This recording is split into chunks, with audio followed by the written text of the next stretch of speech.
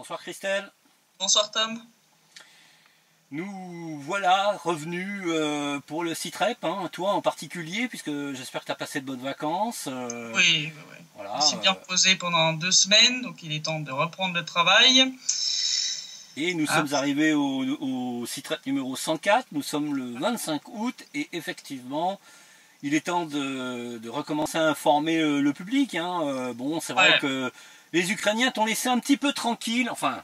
Plus ou moins, ça a été assez régulier. Dans l'ensemble, les 2 semaines ont été relativement calmes. Mais là, par exemple, les derniers jours, ils se sont déchaînés, entre autres les dernières 24 heures. Là, ils ont endommagé un grand nombre de maisons à Gorlovka, entre autres. Donc bon, c'est pas très très bon augure. Il faut savoir que normalement un nouveau cessez-le-feu de rentrée scolaire entrera en vigueur le 29 août à minuit 01. Donc à mon avis, ils vont se déchaîner dans les jours précédents. Oui, sans respecter pour autant la trêve. Hein. Bon. Non, voilà. En tout cas, du 18 au 24 août, donc l'armée ukrainienne a violé le cessez-le-feu en République populaire de Donetsk à 34 reprises, hein, donc moins que la semaine dernière où il y a 15 jours, durant lesquelles elle a tiré 57 obus de mortier de 120 et 82 mm, sans compter tout le reste, véhicules de combat d'infanterie, lance-grenades, lance-roquettes, armes légères, etc., qui portent le total à 271 munitions tirées en une semaine, donc là on est à moitié moins qu'il y a 2 semaines. Ces tirs ont touché par contre 15 localités de la République et il faut y rajouter 6 violations du cessez-le-feu et 151 munitions tirées durant les dernières 24 heures. Donc là en 24 heures, on a tiré l'équivalent de la moitié, plus de la moitié de la semaine. Ah oui, quand tu dis une escalade, c'est pas, c'est pas un faible mot. Hein. Et on montrera le petit diagramme des violations de la semaine. Les gens vont pouvoir voir que c'est très très irrégulier. On passe de jours où il y a 1 ou 3 violations à 11. Enfin, c'est... Justement, je pense que là c'est fait exprès. C'est ce diagramme, enfin ce graphique inspire que ils se sont peut-être rendus compte que parce que c'est des vicieux hein, là à ce niveau-là. Je veux dire, il n'y a même pas besoin de polémiquer 5 minutes pour le prouver. Hein, je veux dire, tes CITREP l'ont prouvé depuis longtemps. C'est qu'ils se sont dû se rendre compte que s'ils bombardaient d'une manière régulière, les gens finissaient par s'habituer. Comment on peut s'habituer? Mais on s'habitue à tout malheureusement. Et ils se sont peut-être dit, on bombarde violemment un jour, on arrête de bombarder le lendemain, on rebombarde violemment le C'est ça, jour quoi. suivant. Ça donne une impression un peu comme ça, ou je sais pas trop, mais c'est ça que c'est assez bizarre. En tout cas, suite au tir de la semaine, on a eu 2 soldats de l'RPD qui sont morts et 2 qui ont été blessés. Bon, on n'a heureusement pas eu de victimes civiles, mais on a quand même 37 habitations endommagées, dont plus d'une dizaine durant les dernières 24 heures. D'accord. Et quand même, c'est quand même beaucoup là. J'imagine que les drones sont de la partie pour faire... Oui. D'ailleurs, un des drones ukrainiens qui servait à corriger les tirs sur les localités de Kominternovo et Sakhanka, sur lesquelles l'armée ukrainienne s'est de nouveau acharnée cette semaine, a été abattu par l'armée de la RPD alors qu'il était en zone un peu limite. Donc ils n'avaient pas aventuré leur drone trop loin, mais bon, ça n'a pas suffi à le protéger. Il a été montré d'ailleurs par Edouard Bassourine lors de son rapport de situation aujourd'hui. On montrera une petite photo de l'engin.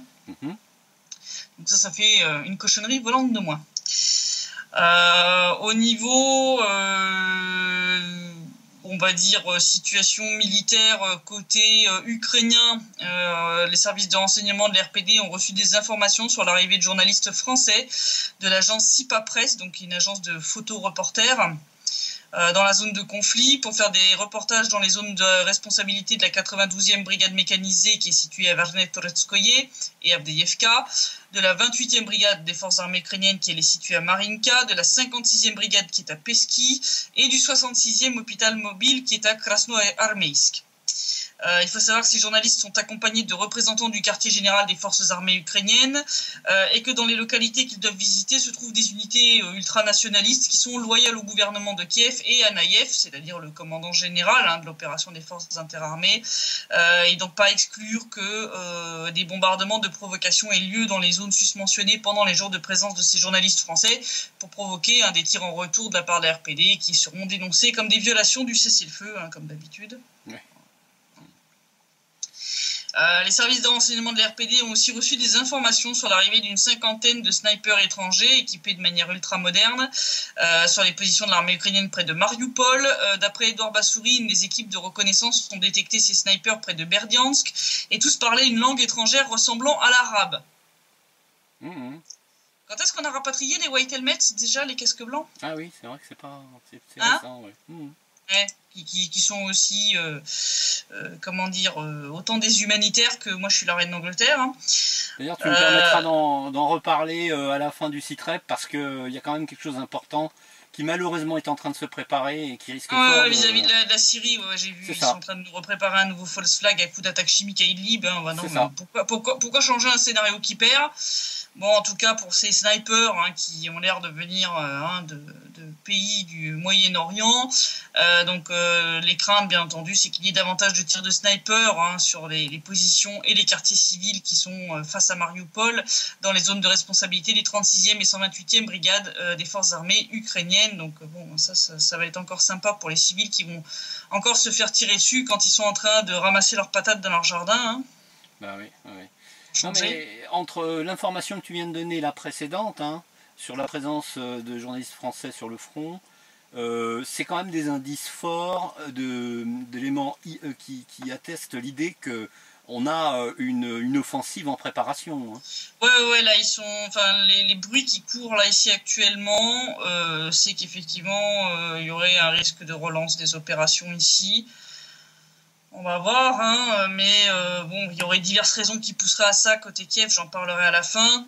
Et en tout cas, si Kiev recourt à des mercenaires étrangers pour mener sa guerre, c'est que son armée fait face à un manque catastrophique de soldats, puisque ces derniers, y compris ceux qui sont expérimentés, continuent de quitter l'armée à cause du manque de moyens matériels et financiers. On avait déjà parlé des officiers, il n'y a pas que, puisque d'après le quartier général des forces armées ukrainiennes, d'août à décembre 2018, avec les contrats qui vont arriver à terme et qui, semble-t-il, vont pas être prolongés par les soldats concernés, c'est plus de 20 000 hommes qui vont quitter l'armée ukrainienne, dont 13 000 dans l'armée de terre, plus de 4 500 dans l'armée de l'air, environ 650 dans la marine et plus de 2 000 dans les forces aéroportées, portant le total à 32 000 départs pour 2018, soit 22% des effectifs. Oui, je pense que ces gens-là, ils ont déjà une botte prêts à partir, prêts à foutre le camp, parce que là, ça va être du ouf, quand ils vont partir, les gars, ils vont pas demander 22% des effectifs, tu te rends compte, c'est énorme. C'est énorme. 1/5 de l'armée qui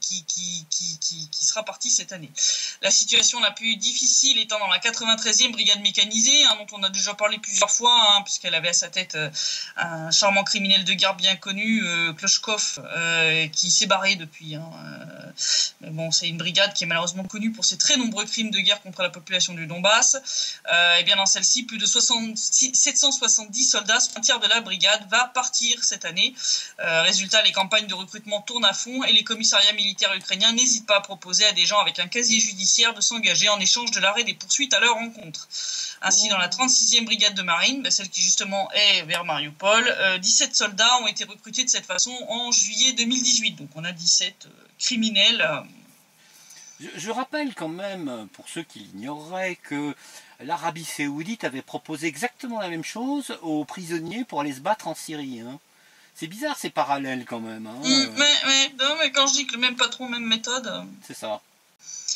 Si on regarde la situation économique en RPD, on avait parlé la dernière fois donc de ces nouveaux tramways qui étaient encore en construction. Et bien ça y est, hier 24 août, le premier tramway donc qui s'appelle Yad Donetski, donc je suis de Donetsk, a été transmis à la municipalité de Donetsk par l'usine de électrotechnique de Donetsk où ces trams de nouvelle génération sont produits.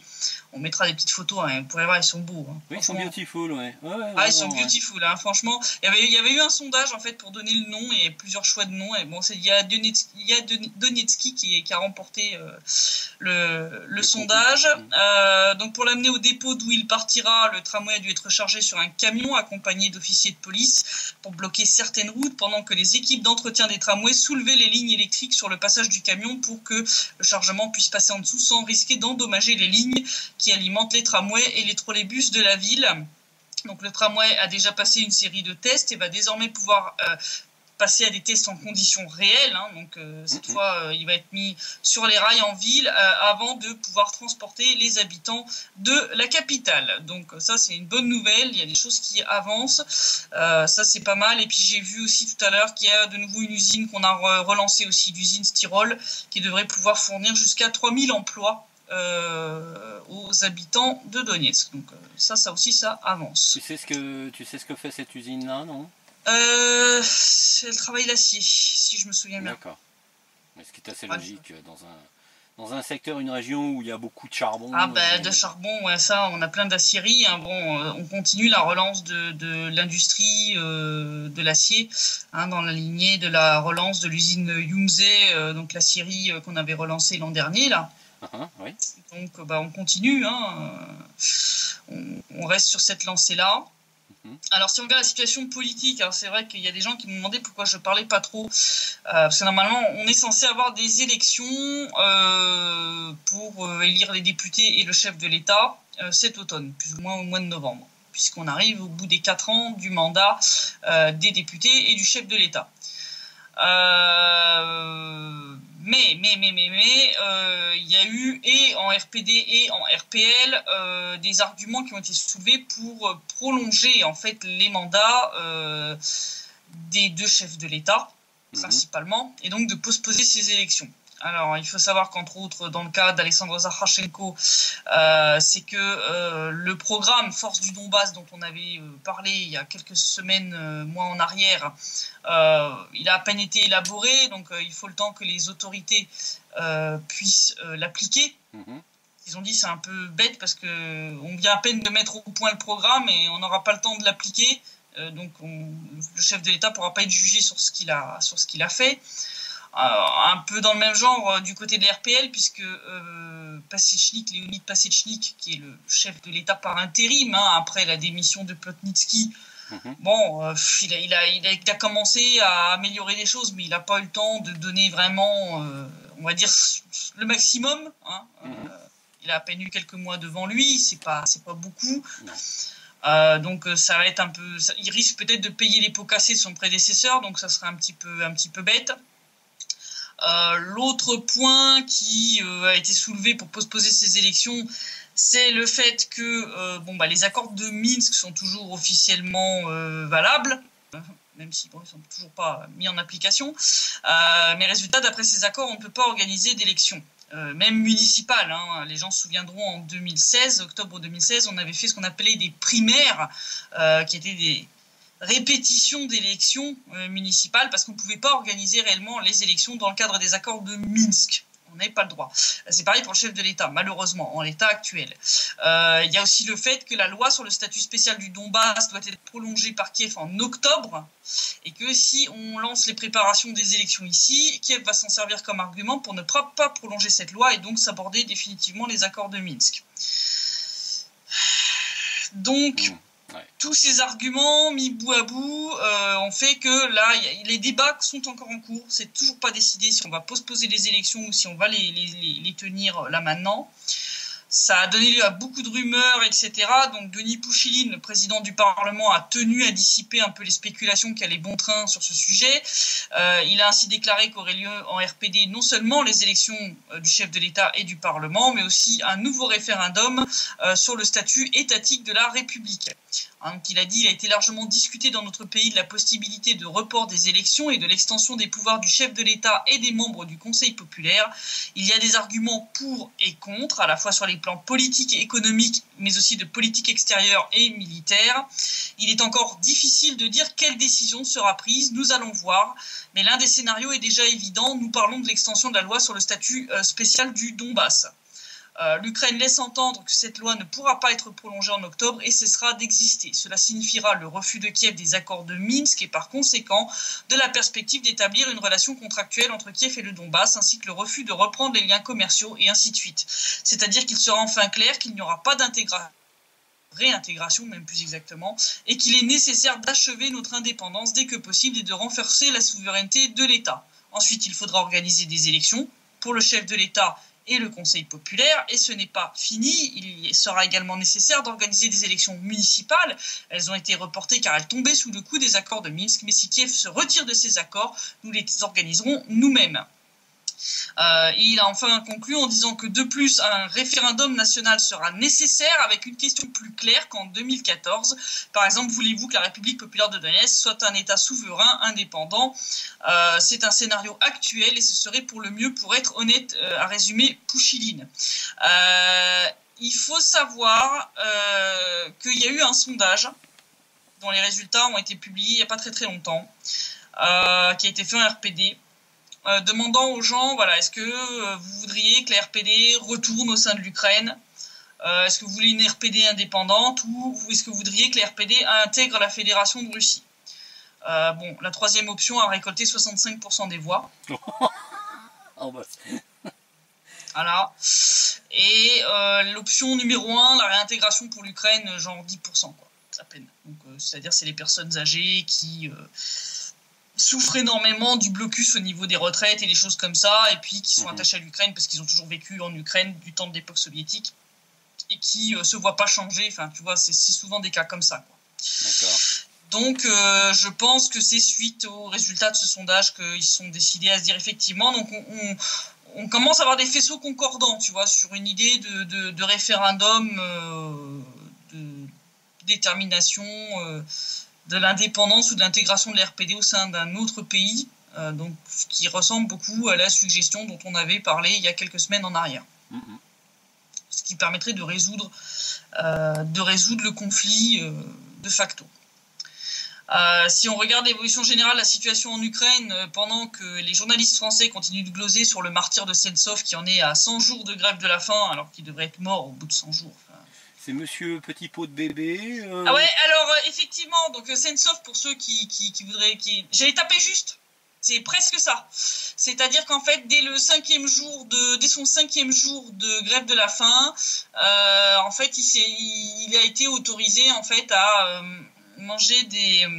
comment on appelle ça, des préparations ultra nutritives, tu sais. Enfin, c'est des trucs, c'est genre les milkshakes qu'on donne pour les gens qui ont eu la mâchoire cassée et qui peuvent pas... Ah oui. Avaler de trucs solides, donc c'est des trucs hyper caloriques, bourrés de vitamines, d'oligo-éléments et de plein de trucs. En fait, donc en fait, sa grève de la faim, c'est pas une grève de la faim, quoi. Il bouffe des milkshakes, quoi. Hyper énergétique. Enfin, je veux dire, c'est n'importe quoi. D'ailleurs, la prison où il est a bien rappelé que ce monsieur fait quand même un bon 1m90 et que depuis le début de sa grève de la faim, il a à peine perdu 9,6 kilos. Ouais. Bon. Après 100 jours de grève de la faim, soi-disant. Bon, au bout de 100 jours de grève de la faim, il devrait peser 30 kilos tout mouillé. Faut arrêter les bêtises. Une vraie grève de la faim, au bout de 60 il il est mort. Il serait mort. Et voilà, donc faut arrêter les bêtises. Bref, donc faut arrêter avec le martyr de Sentsov. C'est pas un martyr du tout. Voilà. Ce qui se passe en fait, c'est qu'il fait ça pour ne pas avoir à travailler. Parce qu'il faut savoir qu'en Russie, quand tu es en prison, tu dois travailler. Ça fait partie de ton programme de réinsertion. Oui. Donc tu dois travailler. Et d'ailleurs, petite chose que j'ai découvert en découvrant ce fait-là, ceux qui n'ont pas leur bac, qui se retrouvent en prison en Russie, doivent le passer. C'est-à-dire, ils doivent travailler pour passer leur bac en prison comme truc de réinsertion. Oui, alors c'est pas une obligation en France. Hein. Non, comme quoi on peut gloser sur les pseudo-goulags russes. Moi, je trouve que leur système est pas si mauvais que ça, hein, quand même. Hein. On peut faire des études en France, mais enfin, il y a personne qui va te pousser à le faire. Hein. Non, c'est ça. Donc, si on compare par exemple avec la situation en Ukraine, je rappelle que hier, on en était à 100 jours qui se sont écoulés depuis l'arrestation du rédacteur en chef de l'agence RIA Novosti en Ukraine, Kirill Vyshynski. Il y a eu donc une interview donnée à Sputnik par la présidente de la Fédération nationale des journalistes du Brésil, Maria José Braga, qui avait déjà commenté juste après l'arrestation de Kirill Vyshynski. Elle a déclaré que la Fédération nationale des journalistes estime que la liberté d'expression et la liberté de la presse doivent être garanties dans tous les pays du monde et même dans les pays où il existe des conflits politiques. Le cas de l'arrestation de Kirill Vichynski est un cas d'école d'une détention de nature politique. Il a été détenu sans motif spécifique, d'abord pour 60 jours en détention préventive, puis ce délai a été prolongé et demain cela fera presque 100 jours depuis son arrestation. La FENAJ exige la libération immédiate de Kirill Vichynski, la conservation de son droit d'exercer sa profession de journaliste, a souligné donc Madame Braga, qui a rappelé que c'est l'une des garanties de l'existence d'une société démocratique qui se devait d'être respectée. Bon, si vous voulez une preuve que l'Ukraine n'est pas une démocratie, vous l'avez, hein, puisque je rappelle que le 15 mai, le SBU avait fait irruption dans les locaux de l'agence RIA Novosti quelques heures après avoir arrêté Kirill Vichynski, qui a été arrêté sous l'inculpation de haute trahison. On n'est pas comme dans le cas de Sentsov, qui lui a été arrêté pour terrorisme. Si vous ne voyez pas la différence, c'est quand même grave. Et non pas pour apologie de terrorisme, hein, comme a dit France 2, qui nous a refait une fake news. Oui, exact. Et ils nous en ont fait deux à une semaine d'intervalle, là. Une sur la chasse au tigre de Poutine, et là, ils nous en ont fait une sur Sentsov en disant qu'il avait été condamné pour apologie du terrorisme. Pas du tout. Il était condamné pour terrorisme. Le groupe dont il faisait partie avait déjà commis 2 actes terroristes en Crimée et s'apprêtait à en commettre un 3e. Ils avaient des armes, hein. Ils avaient des explosifs. Des armes, des explosifs. Et d'ailleurs, il y a eu un ultranational, enfin néo-nazi ukrainien qui, lors d'une réunion de l'OSCE à Kiev, a clamé qu'il avait lui-même fourni les explosifs à Sentsov, que le gars était en gros un patriote ukrainien et un martyr de la cause ukrainienne et que donc Kiev devrait le défendre plus activement. Donc, le mec a vanté publiquement qu'il lui a fourni les explosifs. Donc, je veux dire, il vous faut quoi de plus, quoi. Non, c'est pas une affaire fabriquée par le FSB, quoi. Même les néo-nazis ukrainiens te disent, mais oui, on lui a fourgué les explosifs pour qu'il puisse faire des attentats en Crimée, quoi. Il était de Pravi Sector, hein, Sentsov. Pravi Sector, ouais, qui est, je rappelle, interdit en Russie. Et Pravi Sector, toujours eux, hein. Semble-t-il, se prépare à assassiner 50 fonctionnaires et membres des forces de l'ordre russes ayant participé à l'enquête sur l'affaire de l'Ukrainien Alexandre Kostenko. C'est le comité d'enquête russe qui a annoncé cela. Et donc, pour rappel, en mai 2015, un tribunal de Simferopol avait condamné Kostenko à 4 ans et 2 mois de prison pour le passage à tabac d'un membre des Berkout, hein, pendant les violences sur la place du Maïdan et pour port d'armes illégales. Et en fait, il semble qu'ils aient décidé de se venger, hein, donc suite à la condamnation de Kostenko et suivant les instructions de plusieurs dirigeants de secteur droit. Certains de ses membres ont prononcé le 10 mai 2018 à Kiev une sorte de verdict de tribunal national central de secteur droit. Ces questions ont en fait chargé tous les membres de secteur droit de tuer 50 fonctionnaires russes en temps voulu et d'une façon dépendante de la situation, donc des personnes qui sont en lien avec cette condamnation de Kostenko, donc soit les policiers qui ont enquêté, ceux qui l'ont arrêté, le juge qui l'a condamné, enfin tu vois tout ça, quoi. Donc le comité d'enquête russe a qualifié ces faits d'appel au meurtre et d'atteinte à la vie de fonctionnaires publics et de membres des forces de l'ordre. Une enquête pénale a été ouverte et des condamnations par contumace seront bientôt prononcées et le comité d'enquête russe n'exclut pas de lancer un avis de recherche international contre certains de ses membres de secteur droit qui sont impliqués dans cette vendetta, hein, alors pour ceux qui me disent que ces gens-là sont des patriotes, etc., je rappelle que début juin de cette année, Amnesty International, Frontline Defenders, Human Rights Watch et Freedom House avaient quand même adressé une lettre au ministre ukrainien de l'Intérieur Arsen Avakov et au procureur général Yuri Lutsenko pour énumérer les très nombreuses attaques des nationalistes, enfin des néo-nazis, quoi, contre les minorités ethniques en Ukraine, hein, entre autres représentants de la communauté LGBT, les journalistes, les militants des droits de l'homme, ils ont oublié les communistes, les russophones, etc. La lettre avait précisé que le plus souvent, la police ukrainienne n'enquêtait même pas sur ces incidents. Bon, c'est ce qu'on dit depuis un bon moment, hein, mais bon, il faut que ça vienne d'officines pro-occidentales pour que... Et cette passivité de la police ressemble étrangement à celle d'Interpol également. Hein, oui. Et ça ressemble aussi à celle donc, du ministère des Affaires étrangères ukrainien. On va reparler de ce fameux ex-consul ukrainien à Hambourg, Vassil Marouchinets, hein, dont on avait parlé il y a quelques mois en arrière, Voilà. Monsieur Gâteau Mein Kampf, hein, c'est ça. Voilà, Monsieur Gâteau Mein Kampf, qui a été rappelé au mois de juin par Kiev pour ses appels à punir les Juifs et pour négation de l'Holocauste. Mais il a décidé de ne pas abandonner sa carrière politique et a décidé de présenter sa candidature au poste de président de l'Ukraine. Rien que ça. C'est de mieux en mieux, hein. Non, mais je vous dis, hein. Donc, ce charmant Vassil Marushinets, hein, qui a vu son poste de consul à Hambourg sauter suite à ses prises de position antisémites à répétition, a pris la décision de participer à l'élection présidentielle en Ukraine qui devrait avoir lieu le 31 mars 2019. Parce qu'en fait, suite au scandale qui a éclaté, donc on se souvient que Pavel Klimkin, le ministre ukrainien des Affaires étrangères, avait passé un peu de la pommade pour rassurer tout le monde, la population ukrainienne, les collègues occidentaux, en promettant de tirer les choses au clair, de sanctionner, de renvoyer Marushinets. Et effectivement, ils l'ont viré, donc là au mois de juin. Limogeage d'autant plus facile que ce cher monsieur avait atteint l'âge de la retraite. Ah oui. Quel cynisme. Voilà. Oui, Quel non mais... cynisme. Hein. Facebook a aussi enfin supprimé sa page. Hein, enfin oui, parce que jusqu'ici, elle déclarait que ça enfreignait pas les règles de sa communauté gravées sur les tables de la loi, hein, comme l'a rappelé Sputnik.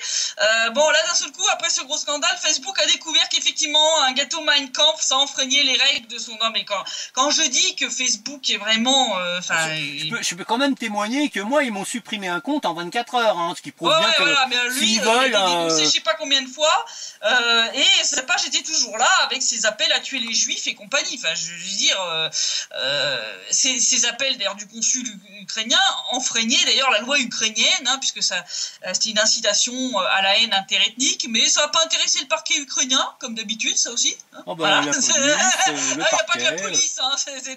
Ils sont tous en mode « Ah, des nazis ? Ah non, moi j'ai rien vu. » Non, il n'y a rien. Non, circulez, il n'y a rien à voir. En tout cas, aucune conclusion promise n'a été tirée.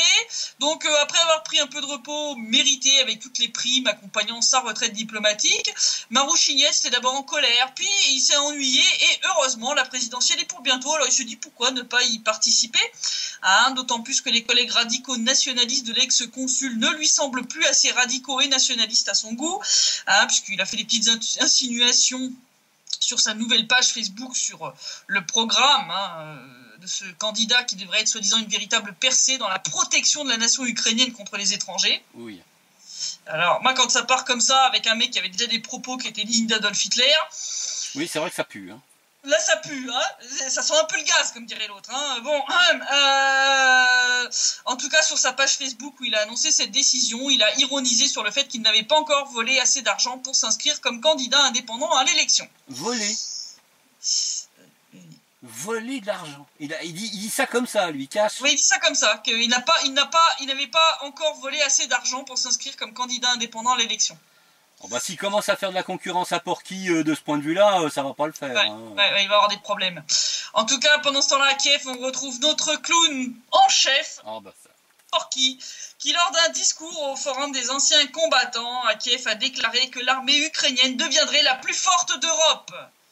Mais je crois que c'était déjà le cas, en fait. Ouais. Et ça, c'est des discours de consommation interne, hein, parce que plus personne n'y croit en dehors des puis même dedans, alors à l'extérieur, je te dis même pas. Hein, non. D'après lui, la Russie ne pourra pas empêcher l'intégration de l'Ukraine dans l'OTAN, hein, les structures euro-atlantiques. Bon, je le rappelle que tant qu'il a un conflit de territoire, il peut se brosser. Il a aussi déclaré que l'Ukraine procédait à une restructuration complète de l'ensemble de son secteur de la sécurité, y compris de ses forces armées, conformément aux normes de l'OTAN. Le principal message qu'il a voulu adresser que pour l'Ukraine, les portes de l'OTAN sont ouvertes, quoi qu'en dise la Russie, elles ne sont pas ouvertes du tout, parce que comme je l'ai dit, tant que vous avez un conflit territorial, vous ne rentrerez pas dans l'OTAN, et que pour la Russie, le message est le suivant, qu'elle ne pourra pas stopper l'intégration euro-atlantique de l'État ukrainien. Voilà, qui à Moscou, ils se marrent quand ils disent ce genre de conneries. Ouais, surtout que l'OTAN hésitera certainement à intégrer l'Ukraine avec... un mortier qui zigouille ses propres soldats. Hein, il n'y a pas que ça d'ailleurs. Hein, donc il a d'ailleurs continué après en disant que il y avait encore beaucoup de travail à accomplir et que ce sera facile pour personne. Mais ça, je te confirme qu'il y a encore beaucoup de travail à faire avant que vous soyez aux normes de l'OTAN. Jusqu'à la Saint-Glinglin même. Voilà. Il a dit « Je ne promettrai rien, mais notre armée sera l'une des plus fortes d'Europe, car les Ukrainiens savent aujourd'hui pourquoi ils se battent. » Non, ils ne savent pas. Non, c'est d'ailleurs pour ça qu'ils se barrent de votre armée. Enfin, Oui. Enfin, s'ils se battent, mais ils se battent pour des raisons qui leur déplaient fondamentalement, hein, parce que sinon ils ne prendraient pas la fuite. Hein. Voilà. Et d'ailleurs, dans le même temps, pendant que l'Ukraine se préparait à fêter le 27e de son anniversaire de son indépendance, hein, on avait parlé de ce défilé qui a eu lieu, il y a quand même eu des gros couacs quand même. Et bon, ça donne quand même une petite idée de l'état de l'armée ukrainienne. Le premier, ça a été un système anti-aérien Buk qui a heurté le mur d'un centre d'affaires dans le centre-ville et l'a endommagé. Donc le mec est en marche arrière, il a percuté le bâtiment. Heureusement, il sans blesser personne. Ils lui ont pas fait d'alcotest, le mec, non? Je sais pas. Alors ça me fait rigoler d'ailleurs, parce qu'en 2015, l'Ukraine clamait sur tous les toits qu'ils avaient plus de missiles Buk et qu'ils les avaient tous vendus à la Géorgie. Ah oui, bah, des menteurs, hein, comme d'habitude. Hein, de toute façon. Voilà. Et le deuxième couac, ça a été un char qui lui aussi se dirigeait vers une des répétitions et qui a calé en plein centre de Kiev. Il est resté plusieurs heures immobilisé sur la route, dégageant régulièrement de la fumée. Il a finalement été évacué à l'aide d'un camion crase.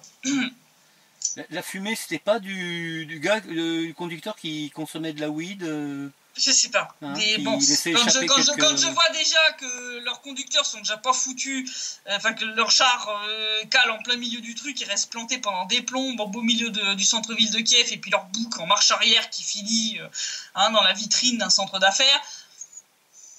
Ouais, c'est vrai que ouais, vous avez encore beaucoup de chemin avant d'atteindre les normes de l'OTAN, les gars, je vous le dis. C'est Neuneu John Bolton. Hein, c'est Neuneu John Bolton hein, qui était présent comme dignitaire américain. Alors on avait parlé du fait qu'il allait y avoir des armées étrangères. Hein, donc, on a vu tous les patrons de l'Ukraine. Canada, États-Unis,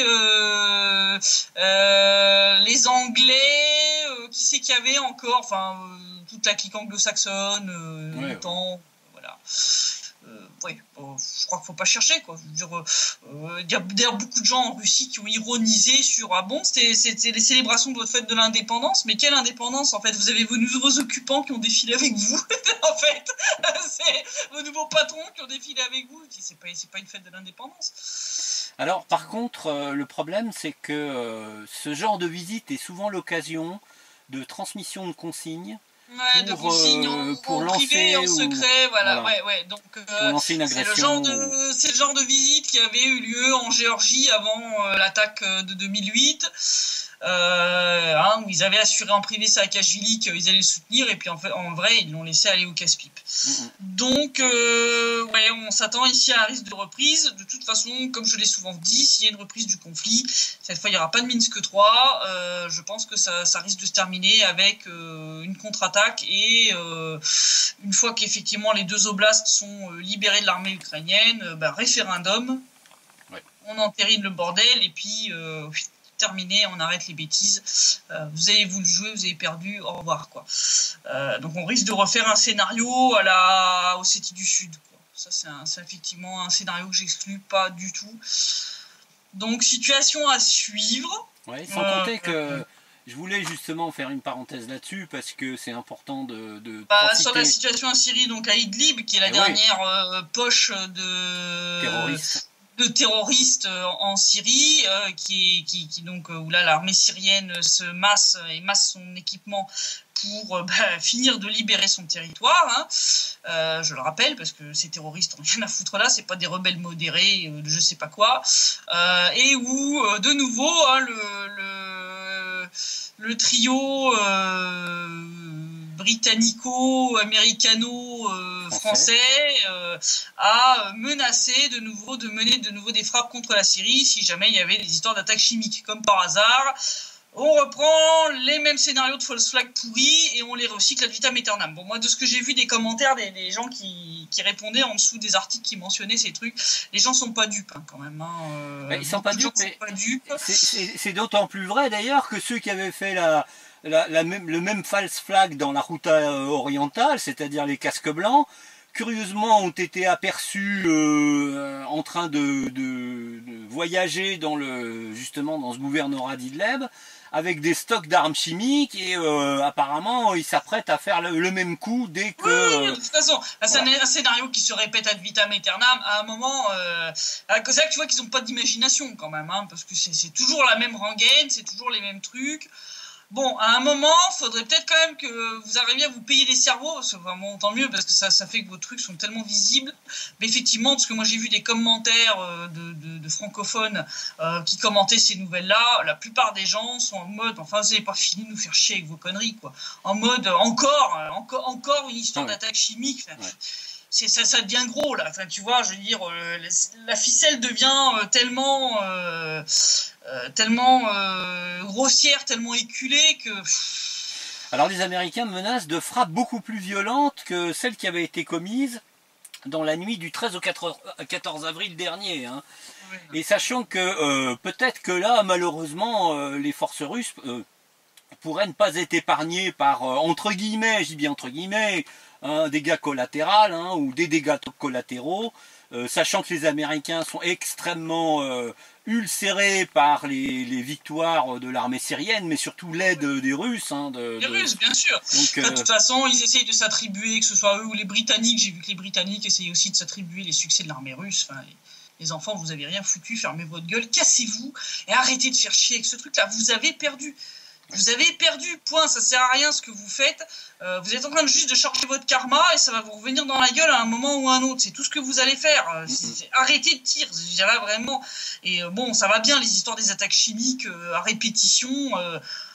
C'est comme vos conneries de Novichok là et autres bêtises. Mais arrêtez, vous vous rendez ridicule. Même parmi les gens de votre propre population, vous êtes en train de passer pour des clowns. C'est tout ce que vous êtes en train de faire. Ce qui fait craindre que vraiment la situation pourrait être beaucoup plus grave que la dernière frappe tripartite, c'est que les Occidentaux ont réussi à instrumentaliser l'OIAC, qui est l'organisme d'interdiction et de contrôle des armes chimiques, qui serait à ce moment-là obligé de définir qui est à l'origine de la frappe chimique. On imagine bien que ce ne sera pas les casques blancs oscarisés qui seront désignés comme responsables. Hein. Ça me fait vraiment halluciner ce truc-là. Enfin bon, de toute façon, à force de jouer avec le feu, il y en a qui vont finir par se brûler. La seule chose qu'on peut faire, en tout cas, c'est continuer de réinformer et d'alerter les gens. Vraiment garder les yeux ouverts et vous laissez pas manipuler par ces trucs-là parce que ils nous répètent le même scénario encore et encore et encore et encore et encore et encore et encore. Arrêtons. Je veux dire, l'armée syrienne, enfin la Syrie comme la Russie, ont détruit totalement leur stock d'armes chimiques. Ça a été fait il y a déjà plusieurs années en arrière, sous contrôle de l'OIAC. Ils ont sous contrôle de l'OIAC. Et que je rappelle que les États-Unis, par contre, qui passent leur temps à hurler à l'usage d'armes chimiques, eux ont toujours un arsenal chimique monumental. Et qu'ils n'ont pas démantelé et en retard. Et en retard. Hein, en retard. Donc, je pense que de ce point de vue-là, les Occidentaux feraient mieux définitivement de fermer leur gueule, d'arrêter de se mêler ce qui les regarde pas et de s'occuper de ce qui se passe chez eux. Je pense qu'il y a déjà assez à faire comme ça. Il y a du grave boulot, oui. Ouais, voilà. On puisse dire. Donc voilà, puis il serait peut-être mieux d'aller regarder un petit peu ce qu'ils soutiennent en Ukraine avant que ça leur pète à la gueule aussi, hein, parce que là, ça se nazifie tellement qu'on se retrouve avec un candidat un mec ouvertement nazi qui prétend à la présidentielle ukrainienne. Le mec a même pas été arrêté, même pas inquiété par la justice, alors qu'il appelait à tuer les juifs. Oui, mais BHL il dit qu'il n'y a pas de nazis. Ouais, c'est ça, il n'y a pas de nazis. Ouais, non, mais du grand n'importe quoi. Bref, donc je dis en tout cas à la semaine prochaine, en espérant que la nouvelle trêve permettra de maintenir un certain calme, même si j'exclus pas des hausses de bombardement dans les 24-48 heures juste avant l'entrée en vigueur de la trêve, comme d'habitude. Mais j'espère que ça va nous apporter un petit calme relatif pour commencer le mois de septembre et que les enfants puissent faire leur rentrée dans des conditions de sécurité acceptables. Et donc je te dis bonne soirée et à la semaine prochaine. Merci Christelle, merci pour ce site-rep, content de te voir, de te revoir pour nous informer de ce qui se passe dans le Donbass. Je te souhaite une bonne soirée et une bonne semaine et à samedi prochain. À samedi prochain. Au revoir. Au revoir.